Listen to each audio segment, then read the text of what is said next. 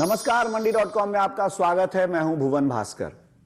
मंडी.com में एक और एपिसोड ऐसा लेकर हम हाजिर हैं जिसमें हम आपके लिए बात करते हैं भारतीय कृषि क्षेत्र से जुड़ी किसी एक ऐसी शख्सियत से जो कृषि क्षेत्र से जुड़ी किसी एक बड़ी समस्या या किसी एक बड़े मसले को खूब अच्छी तरह से समझते भी हैं, जानते भी हैं और उसमें बदलाव लाने के लिए यानी उसमें चेंज लाने के लिए जो किया जा सकता है वो भी कर रहे हैं या कर सकते हैं। आज हमारे साथ इस कार्यक्रम में बहुत ही खास मेहमान जुड़े हैं जिनसे आपका हम परिचय करा देते हैं। हमारे साथ मंडी.com में आज हैं शाजी केवी, जो चेयरमैन हैं नाबार्ड के। नाबार्ड से इस देश में जो कृषि क्षेत्र से जुड़ा जो भी है वो सब परिचित हैं। National bank for agriculture and rural development, जिसका काम है दरअसल भारत में जो कृषि क्षेत्र में और जो ग्रामीण विकास के लिए वित्त पोषण की जरूरत होती है यानी फाइनेंसिंग की जरूरत होती है, उसके लिए किसानों को, एफपीओज को मदद देना। लेकिन इसके साथ ही आजकल नाबार्ड के पास एक और बहुत बड़ा काम है और वो है एफपीओज को तैयार करना। यानी जो भारत सरकार का पूरा फोकस, पूरी योजना एफपीओज को लेकर है, उसमें एक बड़ी हिस्सेदारी नाबार्ड की है और जो 10,000 नए एफपीओज को बनाने का जो एक कार्यक्रम चल रहा है उसमें नाबार्ड की भूमिका बहुत महत्वपूर्ण है। तो ये जो दो बड़े बड़े मुद्दे हैं उस पर आज हम नाबार्ड के चेयरमैन से इस कार्यक्रम के दौरान बात करेंगे। बहुत बहुत स्वागत है आपका शाजी इस कार्यक्रम में। धन्यवाद। शाजी, कार्यक्रम की शुरुआत मैं एग्री फाइनेंसिंग के ही विषय से करूंगा क्योंकि यही एक मुद्दा है जो सबसे बड़ा पेन पॉइंट है हर किसान का और हर एफपीओ का भी। शुरुआत में करता हूं जो नैब किसान की भूमिका जिस तरह से है और जो नैब किसान एक भूमिका निभा रहा है, किस तरह से आप उसको देखते हैं और जिस तरह की मांग है, जो डिमांड है देश में एग्री फाइनेंसिंग को लेके, नैब किसान उसमें कितना महत्वपूर्ण है आपके लिहाज से? आप जानते हैं कि एफपीओज एक नया एक टाइप का एक एंटिटी है, तो इस एंटिटी को फाइनेंस करने के लिए कमर्शियल बैंक या कोई और बैंक आगे नहीं आते हैं क्योंकि उनको शक है कि कैसे होगा ये एंटिटी। इसलिए नाबार्ड ने सोचा है कि हमारा ही एक सब्सिडरी है नैब किसान, वो दिखा सकते हैं कि एफपीओज बैंकेबल है। इसलिए हमने नैब किसान को बताया कि एफपीओ में जितना मांग है विथ फिनेंस का उतना मांग डिमांड को सप्लाई करने के लिए वो जो उसके लिए हमने टारगेट दिया हुआ है नैब किसान को। तो आगे आप देखें तो नैब किसान इंडिया में सबसे ज्यादा एफपीओज को फाइनेंस किया हुआ है, लगभग 800 के करीब एफपीओज को फाइनेंस किया हुआ है। दूसरा जो कमर्शियल बैंक है जितना ज्यादा से ज्यादा किया है वो 100 से नीचे है। तो हमको ये दिखाना है कि एफपीओज बैंकेबल है एंड एफपीओज का जो शुरुआत में जो भी प्रॉब्लम्स है वो नाबार्ड ज़्यादा से ज़्यादा जानते हैं। जो नैब किसान का जो एम्प्लॉयज़ है वो नाबार्ड से ही गया हुआ है, तो एफपीओज वो जानते हैं, एफपीओज को कैसे पोषण करना है वो जानते हैं, ये हैंड होल्डिंग कैसे करना है। तो ऐसा जो आगे जाके हमने ये सोचा है कि एफपीओ में जितना भी लोन्स डिमांड है वो नैब किसान के थ्रू करना है। जी, एक चीज सर मैं आपसे समझना चाहूंगा कि नैब किसान का जो अभी तक का अनुभव है, एनपीए किस तरह का आपका वहां पे मिल रहा है, और जब नैब किसान ने एक तरह से सफल मॉडल ऑलरेडी विकसित कर दिया है, डेवलप कर दिया है, फिर क्या कारण है कि अभी भी जो रेगुलेटेड, जो आरबीआई रेगुलेटेड इंस्टीट्यूशंस हैं, जो बैंक हैं, एनबीएफसी हैं, वो अभी भी बहुत उत्साह नहीं दिखाते हैं एफपीओज को लोन देने में?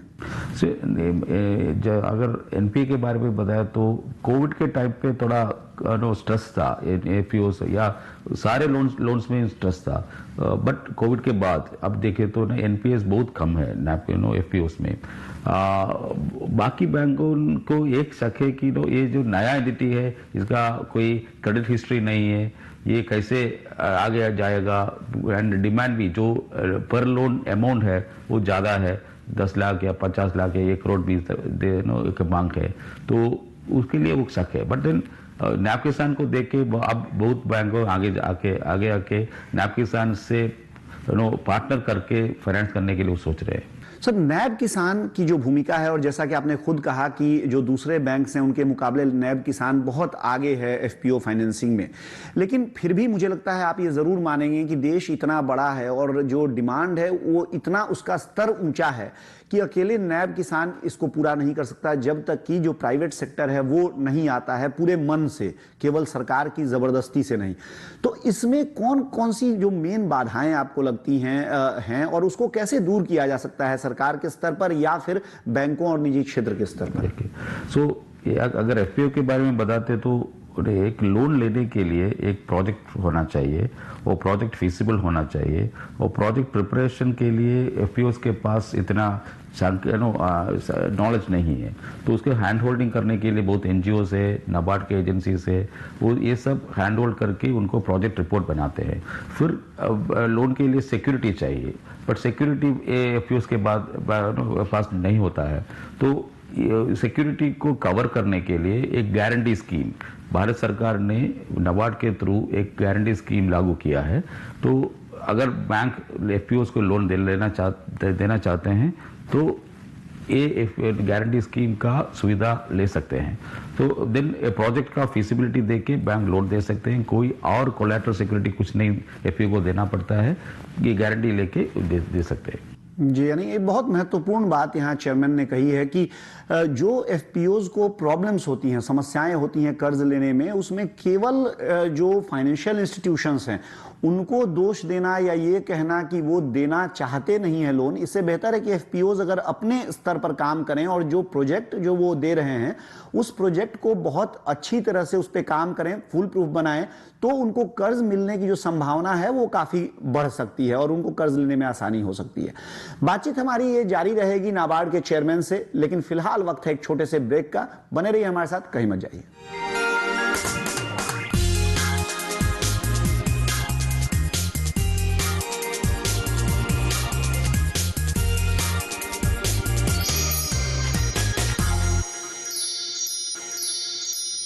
एक बार फिर स्वागत है आपका मंडी.com में। हम बात कर रहे हैं आज नाबार्ड के चेयरमैन शाजी केवी से, और ये बातचीत हमारी जो ब्रेक पे जाने से पहले हमने एग्री फाइनेंसिंग के बारे में की। शाजी केवी ने ये बताया कि कैसे एफपीओज ज्यादा से ज्यादा सक्सेस रेट के साथ लोन अप्लाई कर सकते हैं, और जो कमर्शियल बैंक्स हैं उनके तुलना में नैब किसान हालांकि बहुत ज्यादा आगे है फाइनेंसिंग में, लेकिन कमर्शियल बैंक्स को भी आगे आना होगा, तभी जो पूरी मांग है वो पूरी हो सकेगी। शाजी, इसी को अगर हम आगे बढ़ाएं और बातचीत को, तो जो निजी क्षेत्र है, आजकल हमने देखा है कि बहुत सारी जो एमएफआईज हैं, माइक्रो फाइनेंसिंग इंस्टीट्यूशंस, वो भी आ गई हैं, और अगर कंपनी के बिजनेस के लिहाज से कहें तो वो बहुत सफल हैं, बहुत अच्छा काम कर रही हैं। लेकिन अगर एफपीओज की तरफ से हम देखें तो शायद उनको वो रिलीफ वहां पर नहीं मिल रही है जो उनको चाहिए, यानी कि इंटरेस्ट रेट्स अभी भी उनके बहुत हाई हैं, और जो उनका तरीका है वो भी बहुत ज्यादा एफपीओज के लिए सुविधाजनक नहीं है। आपको क्या लगता है कि निजी क्षेत्र जो, यानी हम कमर्शियल बैंकों की बात ना करें, हम एमएफआईज की बात करें, तो वहां पे इसको और बढ़ावा देने के लिए या और ज्यादा एमएफआईज यहां आए जिससे कि जो कॉस्ट ऑफ लैंडिंग है वो कम हो, इसके लिए और क्या करना चाहिए? जी, एमएफआईज का जो कॉस्ट ऑफ ऑपरेशंस ज़्यादा है, क्योंकि वो स्मॉल ऑर्गेनाइजेशंस है और उनके पास डिपॉजिट्स या पब्लिक डिपॉजिट्स नहीं है, तो वो डेट मार्केट से या किसी और बैंकों से लोन लेके आगे लोन देते हैं। तो एमएफआईज बट एक इम्पॉर्टेंट चीज़ करते हैं कि उनको लोकल एरिया में जो स्पेसिफिकेशन चाहिए उसके हिसाब से लोन प्रोडक्ट्स निकालते हैं वो लोग। But then cost of operations, मैंने जो कहा है, तो कॉस्ट ऑफ ऑपरेशंस ज़्यादा है, तो उसके लिए कॉस्ट ऑफ ऑपरेशंस कम करने के लिए या कॉस्ट ऑफ फंड्स कम करने के लिए नाबार्ड जैसा इंस्टीट्यूशन से रीफाइनेंस ले सकते हैं। पर उसके लिए एमएफआईज थोड़ा तगड़ा होना चाहिए, उनका बैलेंस शीट और उनका जो हिस्ट्री, क्रेडिट हिस्ट्री तो होना चाहिए, लगभग 3 साल के क्रेडिट हिस्ट्री होना चाहिए। बट अगर वो जैसे हमने कोविड टाइप पे देखा है कि एमएफआईज बहुत अच्छा काम किया है, क्योंकि क्रेडिट फ्लो जारी रखने के लिए बहुत काम किया है। उसके लिए हम भारत सरकार का एक स्पेशल लिक्विडिटी फंड भी लागू किया है एमएफआईज को देने के लिए, क्योंकि वो कॉस्ट ऑफ फंड्स उनका कम हो।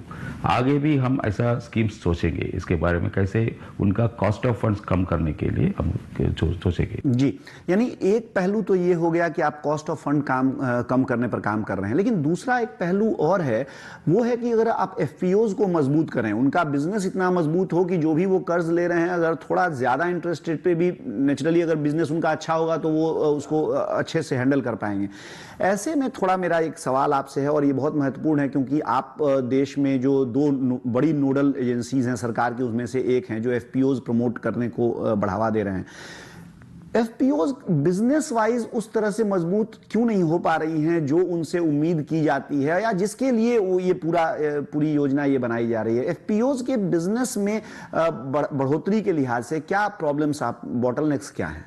सो फर्स्ट ऑफ ऑल, जो एफपीओस का जो मैनेजमेंट है वो प्रोफेशनल मैनेजमेंट या उनके जानकारी ज़्यादा नहीं है। उनके लिए बहुत कुछ ट्रेनिंग देना पड़ता है, क्योंकि उनको क्या क्या कर सकते हैं, पॉसिबिलिटीज़ क्या है, उसके बारे में हम बहुत ट्रेनिंग्स भी देना चाहते हैं। उसके लिए कुछ मॉड्यूल्स भी हमने बनाया है हमारा bankers institute of rural development जैसा इंस्टीट्यूशन से। वो एफपीओ मैनेजमेंट का और एफपीओस का मेंबर्स का एक ट्रेनिंग मॉड्यूल्स किया है, वो इंटरनेट में अवेलेबल है, एंड फिजिकल ट्रेनिंग भी हम दे सकते हैं। दूसरा एक है ना, अच्छा प्रोजेक्ट जो लोकेशन के हिसाब से क्या क्या कर सकते हैं, उसमें जो एग्री प्रोड्यूस का जो इकट्ठा कर सकते हैं, दैट मीन्स उनका जो प्रोड्यूस इकट्ठा करके वैल्यू एडिशन और प्रोडक्ट पैकेजिंग ये सब करके फिनेंशियल जो इंटरमीडिएट्स होता है, हमारा मिडिलमैन होता है ना, मिडिलमैन को ज़्यादा प्रॉफिट मार्जिन मिलता है। वो प्रॉफिट मार्जिन एफपीओ पे आने के लिए जो भी स्कीमों है उसके बारे में एफपीओ सोचना चाहिए। एक एक जगह पे क्या क्या कर सकता है, उसके लिए क्या नॉलेज चाहिए, वो नाबार्ड के थ्रू या जो सीबीबी जो करते हैं उनके थ्रू वो ले सकते हैं। उसके बाद उसके हिसाब से एक स्कीम बना के वो वैल्यू चेन में एक्टिव पार्टिसिपेशन अगर किया तो जो प्रॉफिट मार्जिन उनका बढ़ा सकते हैं। अगर प्रॉफिट मार्जिन बढ़ गया तो उनका जो कॉस्ट ऑफ ऑपरेशंस या उनका जो ब्याज देने का जो शक्ति है वो ज़्यादा है, तो जितना भी कॉस्ट ऑफ फंड्स हो, जितना भी इंटरेस्ट रेट्स हो, एफपीओ ले सकते हैं।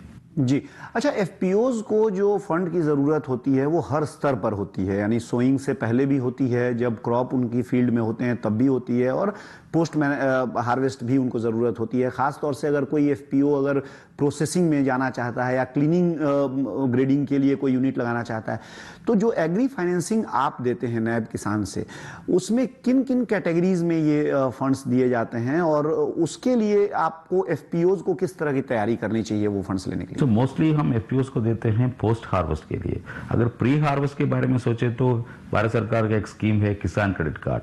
हर एफपीओ मेंबर्स वो किसान क्रेडिट कार्ड का लाभ उठा सकते हैं, क्योंकि उसमें 7% तक का ब्याज है, उसमें प्रॉम्प्ट रीपेमेंट सब्सिडी भी है, तो किसानों पे 4.5% का ही बोझ मतलब इंटरेस्ट देना पड़ता है अगर ठीक टाइम पे भरे तो किसान क्रेडिट का लाभ उठा के वो प्री हार्वेस्ट जो भी एक्टिविटीज है वो कर सकते हैं।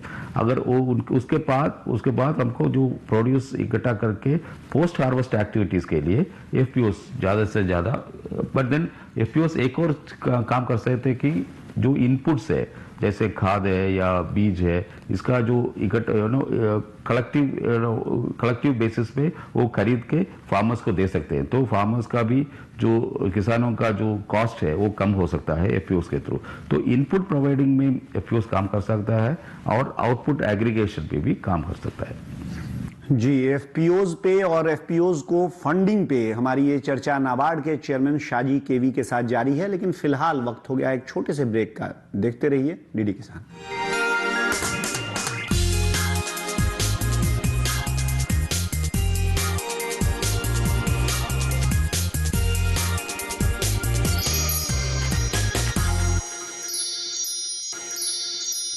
एक बार फिर स्वागत है आपका मंडी.com में। हम बात कर रहे हैं national bank for agriculture and rural development यानी नाबार्ड के चेयरमैन शाजी केवी के साथ, और हम जानने की कोशिश कर रहे हैं कि एफपीओज को बनाने के लिए जो नाबार्ड का मैंडेट है उसमें क्या क्या चीजें की जा रही हैं, क्या क्या आगे सोचा जा रहा है ताकि एफपीओ का मॉडल ज्यादा कारगर हो सके, और साथ ही ये भी कि जो एफपीओज की फंडिंग होती है वो कहां कहां हो सकती है, कहां कहां उसमें जो परेशानियां आती हैं उसको एफपीओज कैसे ठीक कर सकते हैं। शाजी, क्योंकि मंडी.com में हमने बहुत सारे एफपीओज को भी कवर किया है और इसलिए मैं एफपीओज की तरफ से आपके से एक दो सवाल पूछ रहा हूं। एफपीओज का कॉस्ट ऑफ ऑपरेशन बहुत ज़्यादा है और ये एफपीओज की शिकायत हमेशा होती है। आई एम श्योर कि आपको भी ये शिकायत ज़रूर एफपीओज ने की होगी कि एफपीओज का इनकॉर्पोरेशन हम उसी एक्ट के अंदर करते हैं जिस एक्ट में हज़ारों लाखों करोड़ नेटवर्थ की कंपनियां जो हैं वो हैं। क्या इसमें कुछ सुधार करने की ज़रूरत है? क्योंकि जैसे एक सिंपल सा उदाहरण मैं आपको दे रहा हूं, जो ऑडिट का कॉस्ट है जो उनके लिए बड़ा पेन पॉइंट होता है एफपीओज के लिए, उनको भी वही सारी केवाईसी और ऑडिट की ज़रूरतें पूरी करनी पड़ती हैं जो बड़ी बड़ी कंपनियों को करनी पड़ती हैं। उन पर भी वैसे ही फाइन लगता है उसमें से कोई भी नहीं कर पाने के कारण, जो दूसरी कंपनियों पर लगता है। इससे बहुत बड़ा बोझ उन पर है।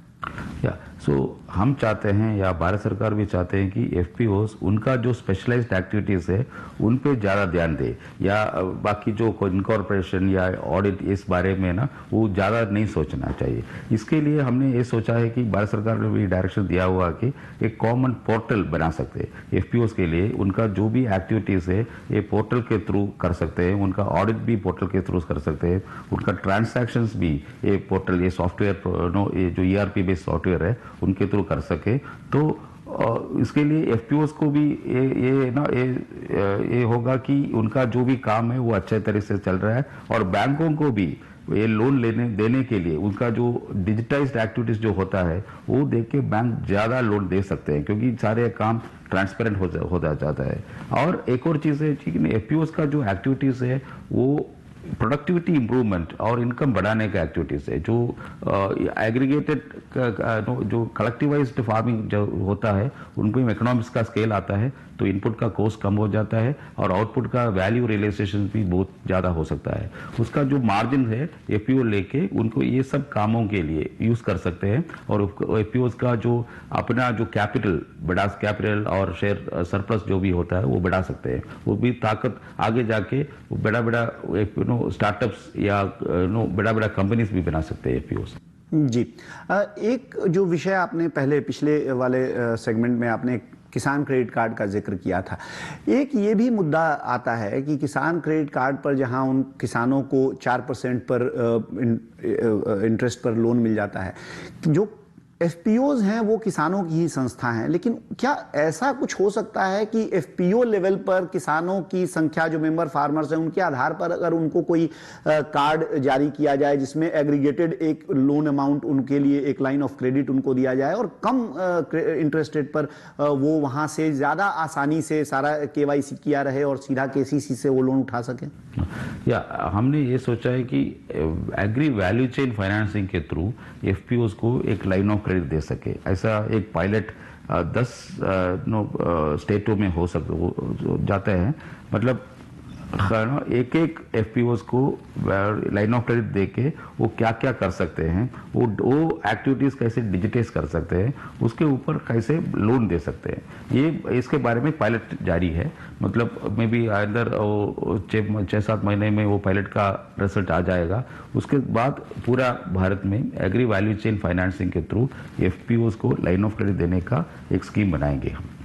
जी, अच्छा, एक और चीज़ जो हमने बहुत जगहों पर देश में देखी है कि नाबार्ड किसी एनजीओ के थ्रू कोई एफपीओ इनकॉर्पोरेट करता है, नॉर्मली 3 साल तक उसकी हैंड होल्डिंग होती है और जो उसका ऑफिशियल जो भी ऑफिस कॉस्ट और उसके लिए एक फंडिंग होती है। लेकिन ये देखा गया है कि 3 साल के बाद चाहे वो एफपीओ पूरी तरह से अपने पैर पर खड़ा हो पाया हो या ना हो पाया हो, जो एनजीओ होता है उसका इंटरेस्ट उसमें खत्म हो जाता है क्योंकि फंडिंग खत्म हो जाती है और फिर धीरे धीरे जो एफपीओ है वो डिफंक्ट हो जाता है। इसके लिहाज से क्या कुछ योजना नाबार्ड या सरकार के पास चल रही है कि उसको जो फंडिंग है और जो उसका अपने पैर पर खड़ा करना एफपीओ को जो ये टारगेट है वो दोनों को आपस में लिंक किया जा सके? ऐसा है ना, जो भी ग्रांट नाबार्ड देते हैं, अभी जो 10,000 एफपीओ 10,000 एफपीओ भारत सरकार को जो स्कीम है उसके मुताबिक हम देते हैं। पहले नाबार्ड ने एफपीओ का जो प्रोग्राम शुरू किया है वो अपने पैसे से शुरू किया, अपने प्रोड्यूस फंड था वो फंड यूज करके हमने शुरू किया था। लगभग 4,000 एफपीओ उधर खड़ा कर दिया है।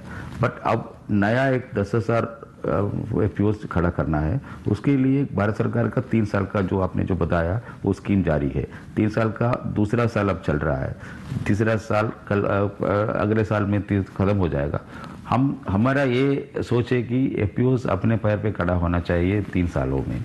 अगर ऐसा नहीं हो पाया तो उसके लिए क्या क्या रीजंस है वो हम एनालाइज करना पड़ता है और एरिया स्पेसिफिक हमको एक स्कीम बनाना पड़ता है, वो हम आगे देखेंगे, क्योंकि एक एक एफपीओस का क्यों नहीं हुआ है उसका रीजंस अलग अलग हो सकता है। तो हमने वो स्टडी करके हमने एक स्कीम लागू करवाएंगे। जी, का आखिरी सवाल आपसे शाह जी, जो हाल के सालों में हमने देखा है कि कोऑपरेटिव्स पे भी सरकार का जोर बहुत ज्यादा बढ़ा है और हमने देखा है कि गृह मंत्री अमित शाह जी खुद कोऑपरेशन मिनिस्टर हैं, तो इसको आपस में कॉम्प्लीमेंट्री बनाने के लिए ये दोनों सिस्टम जो है एफपीओ और कोऑपरेटिव, इसके लिए क्या आप कर रहे हैं या आपको लगता है क्या किए जाने की जरूरत है? अगर आप हिस्ट्री से देखें तो कोऑपरेटिव्स जो प्राइमरी एग्रीकल्चर क्रेडिट सोसाइटीज है वो ही ओरिजिनल एफपीओस है, वो भी फार्मर्स का एक एंटिटी है। तो भारत सरकार के सोचे नया कोऑपरेशन मिनिस्टर भी आया है कि एफपीओस कोऑपरेटिव सेक्टर में भी खड़ा कर सकते हैं, वो रजिस्ट्रेशन जो कोऑपरेटिव सेक्टर में भी हो सकता है।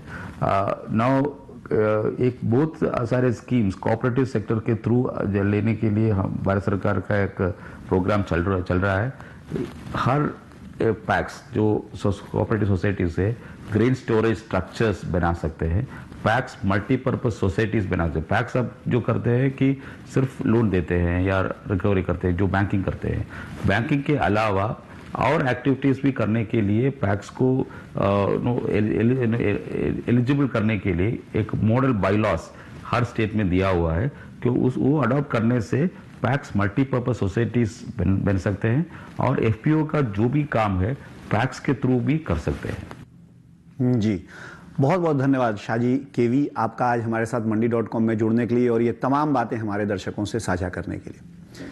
ये थे नाबार्ड चेयरमैन जो बात कर रहे थे हमसे आज एफपीओज के बारे में और एफपीओज को होने वाली एग्री फाइनेंसिंग के बारे में। मुझे पूरी उम्मीद है कि जो किसान साथी जो एफपीओ हमारा ये कार्यक्रम देख रहे हैं उनको बहुत सारी ऐसी जानकारियां मिली होंगी जो उनके काम की होंगी और जिनका फायदा उठाकर वो अपने काम में और सहूलियत उनको मिलेगी।